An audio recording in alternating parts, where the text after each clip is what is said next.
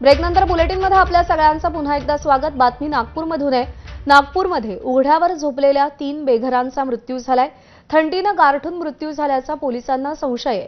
24 तासात 3 वेगवेगळ्या घटनांमध्ये 3 मृत्यू झालेत।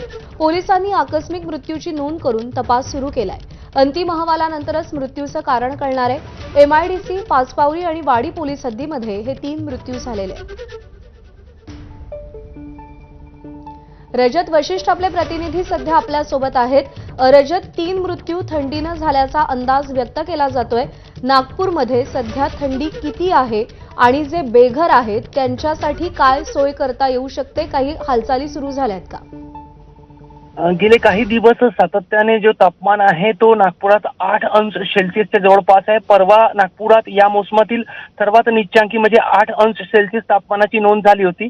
काल 8.1 अंश सेल्सिअस एवढं तापमान होतं। त्यामुळे सातत्याने जे बेघर आहेत, ज्यांना रात्री झोपण्यासाठी घर नाही, अशांची स्थिती जी आहे ती अडचणीची झालेली आहे।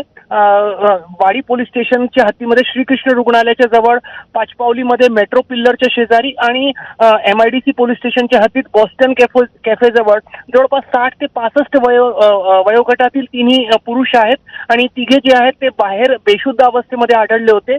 पोलिसांनी तिघांना रुग्णालयामध्ये नेलं, मात्र त्यांना ब्रॉड डेड असंच रुग्णालयातून सांगण्यात आलेलं आहे। सध्या शवविच्छेदन केल्यानंतर वैद्यकीय अहवाल जो अंतिम आहे त्याची प्रतीक्षा आहे। मात्र प्राथमिकदृष्ट्या असं मानलं जात आहे की थंडीचा जो परिणाम गेले काही दिवस नागपुरात होत आहे आणि बेघरांवर त्याचा एक विपरीत परिणाम होताना दिसतोय आणि त्यामुळे तिन्ही मृत्यू झाले असावेत।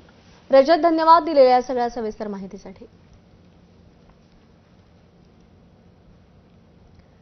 तर नाशिकमध्ये सुद्धा वाढत्या